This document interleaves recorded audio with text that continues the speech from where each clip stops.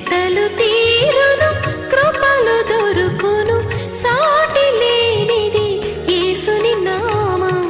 యేసునామమే మధురం, మదిలో తలచిన ధన్యం. యేసునామమే మధురం. ప్రభువునందు ప్రియ దేవుని బిడ్డలారా, నేటి వాక్య ధ్యానం కొరకు ప్రార్థన చేద్దాము. ఎపిసోడ్ సహకారులు కావాలి. ఎపిసోడ్ సహకారులను ప్రభువు అనుగ్రహించినట్లు ప్రార్థించండి. పరిచర్య అవసరాలున్నవి, ప్రభువుపై ఆధారపడదాము. ప్రార్థన. మమ్ములను మిక్కిలిగా ప్రేమిస్తున్న మా ప్రియ తండ్రి, మీకు వందనాలు, స్తోత్రాలు. నీ మాట మా నోట వచింప యోగ్యులము కాదు. Lord, I confess this first. దేవా, మొదట నేను ఈ మాటని పాద సన్నిధిలో ఒప్పుకుంటూ ఈ ప్రార్థన ఉపక్రమిస్తున్నాను. నీ నామము ఘనపరచబడును గాక. ప్రభు, మీరిచ్చిన కృపచేత మీ సింహాసనం దగ్గరకు వస్తున్నాము. మా ప్రేక్షకుల కొరకు నేను ప్రార్థిస్తున్నాను. క్రైస్తవులు, నిజ క్రైస్తవులు, క్రైస్తవేతరులు, వీరికి సందేశం పంపండి. మా రక్షక, ఇంకా యేసుక్రీస్తు ప్రభువును రక్షకునిగా, ప్రభువుగా గుర్తెరగని వారికి ఈ దినము మనోనేత్రాలు తెరవమని ప్రార్థిస్తున్నాము. మహిమ పొందండి. యేసునామమున ఈ ప్రార్థన మీకు సమర్పిస్తున్నాం తండ్రి. ఆమేన్. ప్రభువునందు ప్రియమైన దేవుని బిడ్డలారా, కొరింథీ 2వ పత్రిక 12వ అధ్యాయము 15వ వచనము నుండి వాక్యాన్ని గమనించాల. నేను మిమ్మును ఎంత ఎక్కువగా ప్రేమించుచున్నానో అంత తక్కువగా మీరు నన్ను ప్రేమించుదురా? ప్రశ్నార్థకం. పౌలు గారు కొరింథీ సంఘాన్ని ప్రశ్నిస్తున్నాడు. ఇక్కడ ఒక సమస్య ఉందండి. పౌలు గారి రచనను అర్థం చేసుకుంటే అక్కడున్న పరిస్థితులను బయట నుండి పరీక్షిస్తున్న మనకు ఒకటి అర్థమవుతుంది.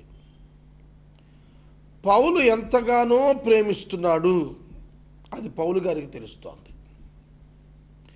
మీరు నన్ను ఇంత తక్కువగా ప్రేమించదరా అన్నప్పుడు పౌలు తాను వారి పట్ల కనపరుస్తున్న ప్రేమతో వారు కొరింథీ సంఘస్థులు తనపై కనపరుస్తున్న ప్రేమను బేరీ చేసుకుని ఈ ప్రశ్న వేశాడు. ఈ ప్రశ్న కొంచెం ఆలోచించాలి. సంఘము సేవకుణ్ణి ప్రేమించే విషయంలో లోపములో ఉన్నట్లుగా పౌలు గుర్తెరిగి మాట్లాడుతున్నాడు. సంఘానికి తెలుసా పౌలు ఎంతగా ప్రేమిస్తున్నాడో? పౌలు దూరంగా ఉన్నాడు. సంఘము కొరింథీలో ఉంది. ఈ సంఘము పౌలు యొక్క ప్రేమను గుర్తెరిగి ఉంటే ఖచ్చితంగా తిరిగి ప్రేమించేదే. గుర్తెరగలేకపోయింది. దానికి పౌలు గారు మరొక ప్రశ్న అడిగింది ఏంటంటే, మీ యొద్ద నేను ఏమైనా ఆర్జించుకొంటినా? నేను మిమ్మల్ని ఇంతగా ప్రేమిస్తున్నాను అన్న దానిలోనే ఈ ప్రశ్న అటాచ్ అయ్యి ఒక జవాబిస్తోంది. నేను మీ యొద్ద ఏమైనా ఆర్జించుకుంటున్నా? యేసు ప్రభువు సేవకుడైన ప్రతి ఒక్కరూ ఈ దినాన తనను తాను ఈ ప్రశ్న అడుగుకోవాలి. 2, తన సంఘాన్ని ఈ ప్రశ్న అడిగే స్థితిలో ఉండాలి. అర్థమవుతుందా? కొంచెం 21వ శతాబ్దం, 21వ శతాబ్దం, మొదటి శతాబ్దం. ఈ ప్రశ్న మొదటి శతాబ్దంలోని ప్రశ్న, 21వ శతాబ్దంలోని ప్రశ్న. ఈ ప్రశ్నకు జవాబేమొస్తుంది? అపహాస్యం అవుతుంది. నేను మొదటి నుంచి చెబుతున్నాను, ఒక సేవకుడు అన్నవాడికి ఉండాల్సినటువంటి లక్షణాల్లో ధనాపేక్ష లేని వానిగా, ధనార్జన మూలములను విసర్జించిన వానిగా అతడు ఉండాల. 2, అతని కుటుంబం కూడా సేవకుని కుటుంబం నాది అని గుర్తెరిగి ఉండాలి. అతని పిల్లలు కూడా మేము సేవకుల పిల్లలము అని గుర్తుండి ఉండాలి. అదే తిమోతికి పౌలు గారు రాసినప్పుడు కుటుంబాన్ని ఏలువాడు అంటే అర్థం. అలాగే సంఘములో అతని యొక్క దర్శనము, అతని యొక్క విధానము, జీవిత విధానము ఎన్నడూ విమర్శకు గురి అయ్యేట్లు ఉండకూడదు. లయన్స్ క్లబ్లో చాలా పర్ఫెక్ట్ ఫైనాన్షియల్ సిస్టమ్ ఉంది. నేను ఇప్పుడు ఒక క్లబ్ని ప్రెసిడెంట్ గురించి నడిపిస్తున్నాను, ఒక నెల 15 దినాలుగా. ఇందులో 2 అకౌంట్స్ ఉంటాయి. ఒకటి service account, 2 admin account. Administration point of వ్యూలో స్పెండ్ చేసే అమౌంట్. సర్వీస్ అకౌంట్లో సేవా కార్యక్రమాలకు వచ్చే డబ్బు వేస్తాం. సేవా కార్యక్రమాల నిర్వహణ వ్యయం వేరొక అకౌంట్లో చూపిస్తాం.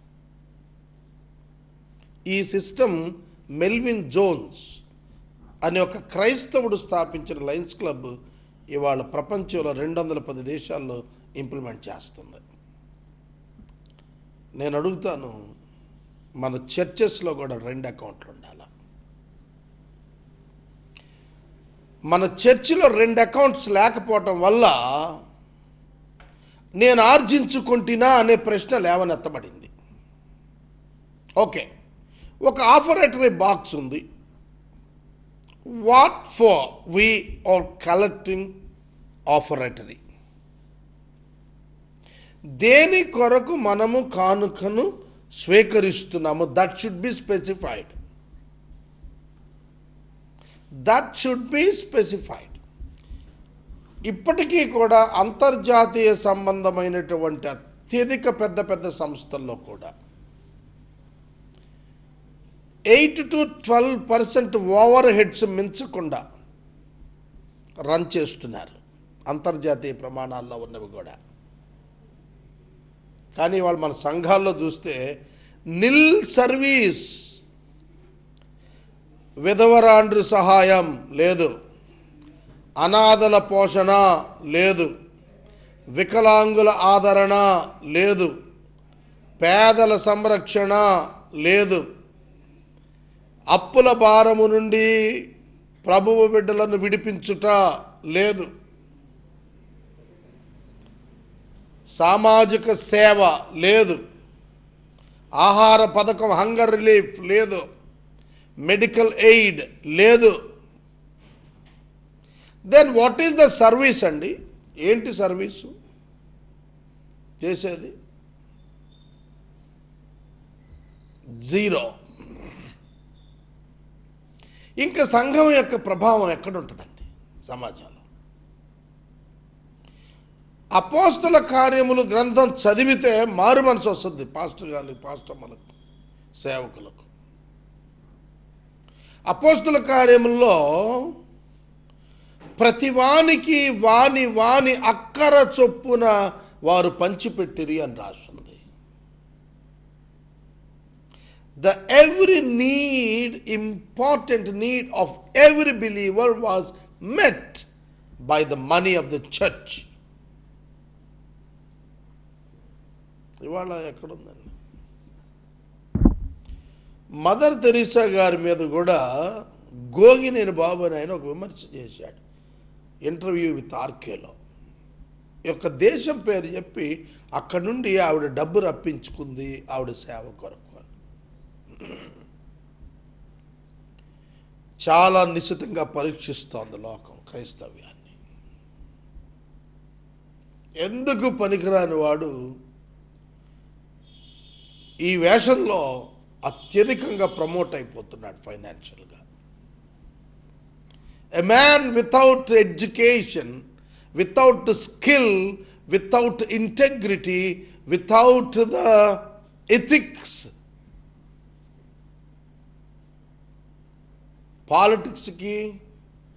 పాలిటిక్స్లో సి గ్రేడ్ పాలిటీషియన్స్కి ఉన్నటువంటి వ్యవస్థ క్రైస్తవ్యాన్ని పట్టి పీడిస్తోంది. అదే పౌలు గారి ప్రశ్న, నేను మీ యొద్ద ఉన్నప్పుడు మిమ్మును మోసపుచ్చి ఆర్జించుకుంటున్నా. నేను మీ దగ్గర పంపించిన మనుషుల్లో నుండి for my own or for my own need or for my asset sake నేనేమైనా ఆర్జించుకున్నానా?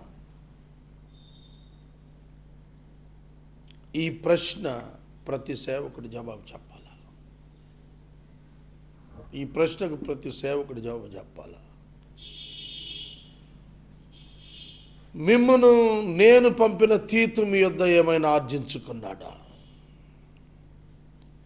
సంఘ నాయకత్వం ఆలోచన చేయాలి. ఇవాళ సంఘము సేవ వైపు తన కనుదృష్టి త్రిప్పాల. మతము వైపు నుండి మానవుల యొక్క సేవ వైపు, ప్రత్యేకంగా సంఘములో ఉన్న బలహీనుల యొక్క సేవ వైపు మీ ట్రెజర్, మీ చర్చ్ అకౌంట్ డ్రా కాకపోతే it's not biblical. It's not at all biblical. ఇవాళ ఈ విషయాన్ని ప్రతి బిషప్ ఆలోచన చేయాలి.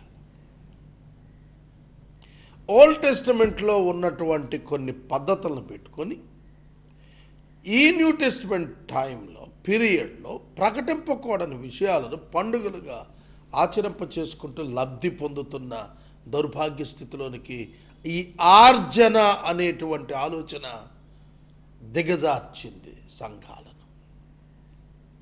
కోత పండుగ ఈ న్యూ టెస్ట్మెంట్కి చెందింది కాదు. అర్థమవుతుందా? గుడ్ ఫ్రైడే పండుగ 30 రోజులు 40 రోజులు లెంట్ దీనికి చెందింది కాదు. సెమీ క్రిస్మస్ పండుగలు బైబిల్కి చెందినవి కాదు.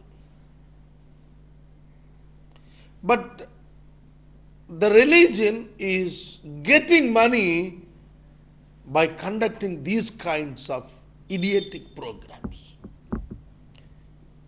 ఈ మధ్య ఇంకోటి కూడా మొదలుపెట్టారు.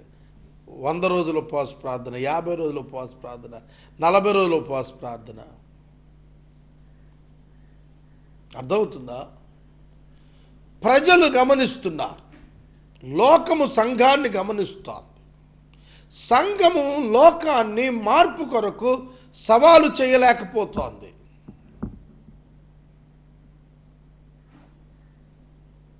విశ్వాసం ఉంచుట అంటే ఏమిటి? జీవించుట.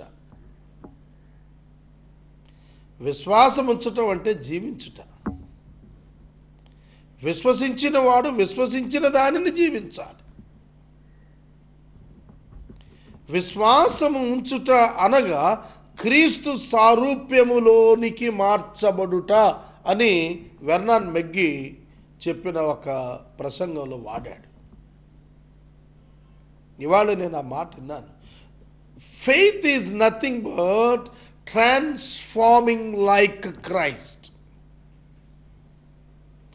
Faith is not like transforming like Solomon.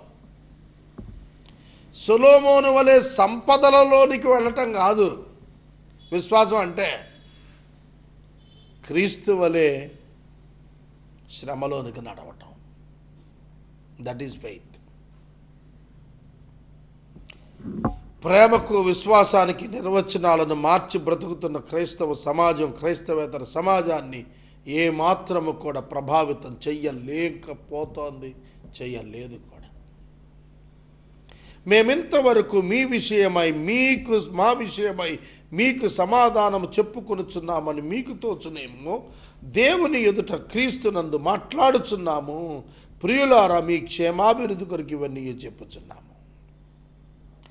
మేము మీకు సమాధానం ఇచ్చుకుంటున్నట్లుగా మీరు అనుకుంటున్నారేమో మా విషయం. మీకు సమాధానం ఇస్తున్నామనేది ఒక్కటి భావించకండి. దేవుని ఎదుట క్రీస్తు యేసునందు మేము ఈ విధంగా మాట్లాడుతున్నాము. We are talking before God also.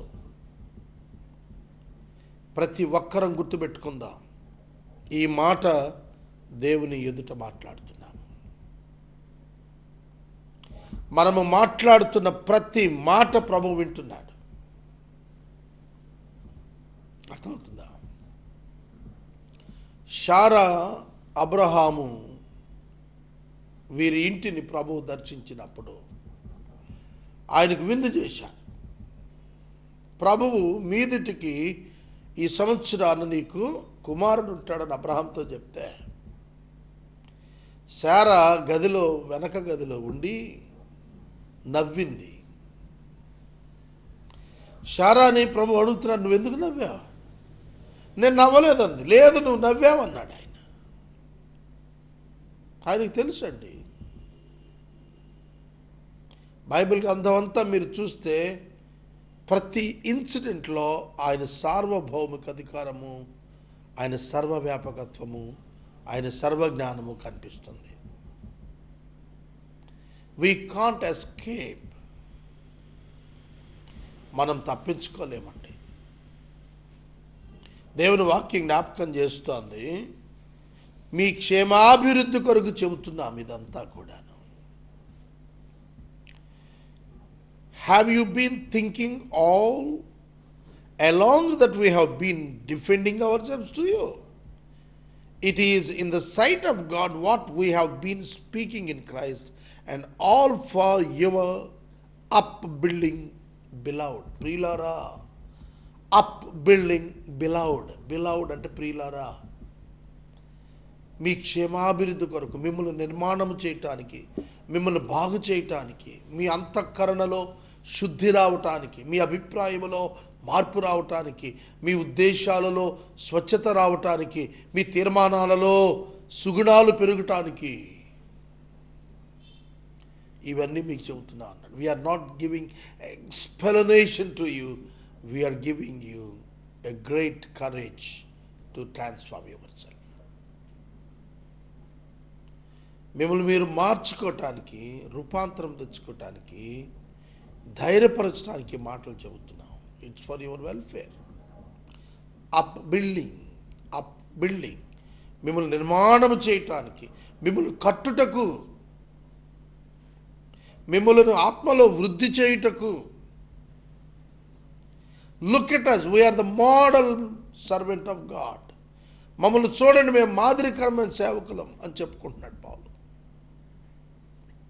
ఎందుకనగా ఒకవేళ నేను వచ్చినప్పుడు మీరు నాకు ఇష్టలుగా ఉండరేమో అనియు, నేను మీకు ఇష్టలుగా ఉండనేమో అనియు, ఒకవేళ కలహము, అసూయ, క్రోధము, కక్షలు, కొండెము, గుసగుసలు, ఉప్పొంగుట, అల్లర్లు ఉండునేమో అనియు, నేను మరలా వచ్చినప్పుడు నా దేవుడు మీ మధ్య నన్ను చిన్నబుచ్చునేమో అనియు, మునుపు పాపము చేసి తాము జరిగించిన అపవిత్ర జారత్వము, పోకిరి చేష్టల నిమిత్తం మారు మనసు పొందని అనేకుల గురించి దుఃఖపడవలసి వచ్చునేమో అని భయపడుచున్నాను.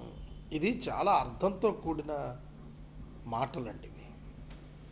పౌలు కొరింథీ సంఘాన్ని దర్శించుటకు వస్తున్నాడు. తాను వచ్చేటప్పటికీ తాను ఎరిగిన సంఘ సమస్యలలో ప్రజలు వెలుపటికి రావాలా, లోపాలు సరిచేయబడాలా, ఇంకా పోకిరీల వలె జారత్వపు చేష్టల చేత ఇంకా కంటిన్యూ కాకుండా ఉండాలా, దాన్ని విడిచి వెలుపటికి రావాలి. ఇంకా సణుగుకొనుట, ఇంకా అసూయ, ఇంకా ద్వేషము, ఇంకా కక్షలు, క్రోధాలు కలహాలు, కొండాలు, ఉప్పొంగటాలు, ఒకడికంటే ఒకడు గొప్ప అనుకోవటాలు, ఇవి ఇంకా కనపడతాయేమో నేను వచ్చేటప్పటికి ఉండకూడదు అన్నాడు. This is the second letter. ఇది రెండవ లేఖ, మొదటి లేఖ కాదు, ఇది రెండవ లేఖ. కాబట్టి పౌలు ఆశపడుతుంది ఏమిటంటే సంఘము ఎట్లా ఉండాలట, జారత్వము, పోకిరి చేష్టల నుండి మారు మనసు పొందినదై ఉండాలి, అపవిత్రతను విడిచిపెట్టినదై ఉండాలి. మేము మీ దగ్గరికి వచ్చేటప్పటికి మీరు మారు మనసులో స్థిరపడాలి. ఇంకా పాత జీవితం, రోత జీవితమే కాదు, ఇంకా జయము లేని జీవితం కాదు. మనం శరీరంలో ఉన్న బలహీనులం అయినను మన యందున్న పరిశుద్ధాత్ముని చేత బలపరచబడవలసిన వారంగా ఉన్నాం. చిల్లు సంచి వ్యవహారం ఉండకూడదు. ఆధ్యాత్మికంగా నేను మీకు ఇష్టడుగా నేనుండనేమో. ఎలా ఉంటాడు? ఒక నీతిమంతుడైన దైవ సేవకుడు కలహమాడేవాడికి ఎట్లా ఇష్టంగా ఉంటాడు? క్రోధం ఉన్నవాడికి, కక్ష ఉన్నవాడికి, అసూయ ఉన్నవాడికి సేవకుడి యొక్క మాట ఎక్కుతుందా మనసులో? ఒక మంచి చెప్పేటువంటి పెద్దల మాట చెవికెక్కనివాడు, పెడదారి పట్టినవాడే అతడు సంఘానికి హానికరంగానే ఉంటాడు. మేలు చెబుతున్న వారికి, బుద్ధి చెబుతున్న వారికి గౌరవించిన వాడు, మార్చుకొని వాడు సమాజానికి చీడగానే ఉంటాడు, పాడైపోతాడు, ఎక్కువ కాలం మన్నలేడు. సంఘము కూడా ఇంకా సణుక్కుంటుంటే, సంఘం కూడా ఒకరి మీద ఒకడు ఉప్పొంగుతుంటే లోకానికి సంఘానికి ఏంటి వ్యత్యాసం? లోకమునకు సంఘమునకు ఏమిటి వ్యత్యాసం? సంఘము లోకము ఒకేలాగా ఉంటే ప్రయోజనం ఏమిటి? పౌలు గారు బాధపడుతోంది అది. కనుక క్రీస్తు సంఘానికి వస్తూ కూడా కట్నాలు తీసుకుంటున్నారు, క్రీస్తు సంఘానికి వస్తూ కూడా కులం ఎంచుకుంటున్నారు, క్రీస్తు సంఘానికి వస్తూ కూడా లంచాలు తీసుకుంటున్నారు, క్రీస్తు సంఘానికి వస్తూ కూడా అపవిత్రతలో ఉంటున్నారు. Then what is the use of the church? ఉప్పు నిస్సారం అయిపోతోంది. సేవకుడు రుచించటం లేదు సంఘానికి. సేవకుడిని పంపించే వరకు సంఘ పెద్దలు యుద్ధాలు చేస్తూనే ఉంటారు. ఎందుకని? చందాపెట్లో ఆదివారం పూట చిల్లరకి చేయబట్టినే ఉండలేదని, వాళ్ళ యొక్క ఉప్పొంగే మనస్తత్వానికి ఊతం ఇయటం లేదని, సంఘ పెద్దల గృహాలు దర్శించి వాళ్ళు పొగటం లేదని. ఇవి సంఘాలు కాదండి. ఇట్లాట ఉన్నవన్నీ సంఘాలు ఎట్లవుతాయి? పౌలు గారు అందుకనే కోప్పడుతున్నాడు. నేను వచ్చేటప్పటికి అసలు నేనంటేనే ఇష్టం పోద్దేమో, మీరంటే నాకు ఇష్టం పోతుందేమో, ఆ దౌర్భాగ్యం రాకూడదు. సంఘ సేవకుడికి సంఘానికి మధ్య ఒకరంటే ఒకరికి గౌరవము, ఇష్టము, ప్రేమ, మర్యాద, వాత్సల్యం ఇవి ఉండాలి. అవి లేకుండా మిగతా అవి డామినేట్ చేసినప్పుడు ఆ సంఘము పాడైనదిగా కనిపిస్తుంది. సేవకుడిగా పౌలు గారు కొరింథీ సంఘానికి ఇవి రాస్తున్నాడు. ఇవన్నీ కూడా సంఘానికి రాసిన ఉత్తరాలు. ఇవి సంఘాలకు రాసిన ఉత్తరాలు. సంఘాలు సరిచేసుకోబట్టానికి రాసిన ఉత్తరాలు కాబట్టి కొంచెం నొప్పిగానే ఉంటుంది. మనం జిమ్లో జాయిన్ అయ్యామనుకోండి, ఎక్సర్సైజ్ నేర్చుకోవటానికి, చేసుకోవటానికి, బాడీ ఫిట్నెస్ కోసం ట్రైనర్ మనం వెళ్ళగానే కొన్ని ఎక్సర్సైజులు చెప్తాడు. అవి కొంచెం దేహానికి బాధ కలిగిస్తాయి, నొప్పిగానే ఉంటాయి. అయ్యా నొప్పిగా ఉన్నదని చెప్తాడు, అలవాటు అవుతుంది, ప్రాక్టీస్ చేయమంటాడు.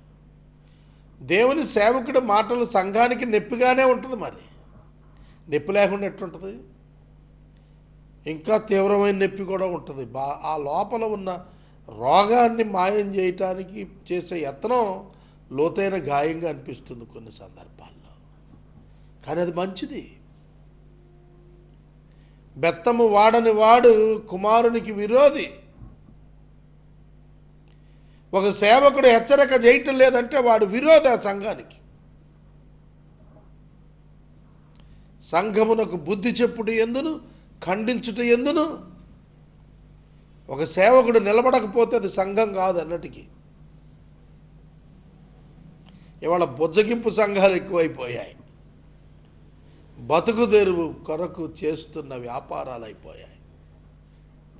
ఆ కారణం చేత క్రైస్తవ్యం సంఖ్యాపరంగా కనిపిస్తోంది కానీ ఆత్మీయంగా కనపడలేకపోతుంది. సంఖ్యాపరంగా చూడండి, ఒక చర్చిలో 2 లక్షలు హైదరాబాదులో, ఒక్కొక్క మీటింగ్లో 5 లక్షల మంది, 10 లక్షల మంది. ఒక్కసారి ఊహించండి మీరు, యోర్దాను ఒడ్డున బాప్తిస్మం ఇచ్చు యోహాను దగ్గరికి వచ్చిన జనసంఖ్య కొంచెమే, కానీ గొప్ప మార్పు యెరూషలేములో వచ్చింది. గొప్ప చర్చ జరిగింది ఆ కొద్దిమంది మార్పు చేత. యెరూషలేములో ఇవాళ ఎన్ని లక్షల మంది మీటింగులకు వస్తున్నారు. డ్రోన్ కెమెరాల్లో వీడియోలు తీసి ప్రదర్శనలు ఇచ్చుకోవడానికి సరిపోయింది తప్ప ఎక్కడ సమాజంలో ఒక మార్పు కనపడలేకపోయింది. If a Christian stand for Christ, what will happen in the society అనేది చూపించలేకపోయాము. 70 సంవత్సరాల భారతదేశ చరిత్రలో క్రైస్తవేతర భారతీయుడిని భారత క్రైస్తవుడు ఆకర్షించలేకపోయాడు. That is the failure of the church in India. ఆకలితో ఉన్నవాడు ఇంకా ఆకలితోటి ఉండిపోయాడు, అనారోగ్యంగా ఉన్నాడు ఇంకా అనారోగ్యంతో ఉండిపోయాడు, పేదవాడు ఇంకా పేదవాడికి ఉండిపోయాడు. ఆత్మహత్యలు ఆగలేదు, కరప్షన్ పెరిగింది ఆగలేదు, ట్రాఫికింగ్ పెరిగింది ఆగలేదు, ఇల్లీగాలిటీ పెరిగింది ఆగలేదు. ఎందుకంటే the church has not transformed. సంఘం మార్పు చెందలేదు. నేను ప్రార్థనలో ముగిస్తాను. నేను దుఃఖపడవలసి వచ్చునేమో అని భయపడుతున్నాను. ఇదే మిగిలింది ఇండియన్ చర్చ్కి, ఇండియన్ ప్రీచర్స్కి.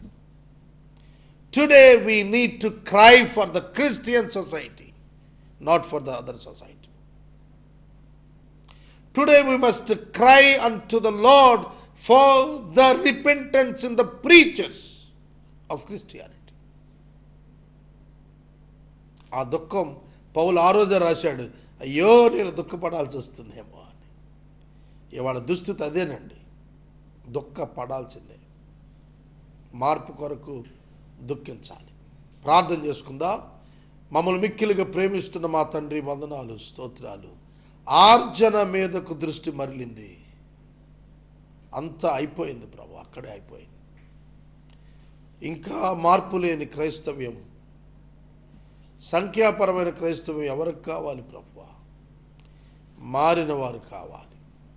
యెహోషువ, కాలేబు మిగిలారు 6,05,000 మందిలో. ప్రయోజనమే ఉంది. కనుక కనికరించమని, క్రైస్తవ్యాన్ని కనికరించండి. ఇండియాలో క్రైస్తవ్యాన్ని రెస్టోర్ చేయమని యేసునామమున నడుచున్నాం తండ్రి. ఆమేన్. తండ్రి దేవుని ప్రేమ, కుమారుడిని యేసయ్య కృప, పరిశుద్ధాత్మని యొక్క అన్యోన్య సహవాసం సదా మనకు తోడై ఉండును గాక. ఆమేన్.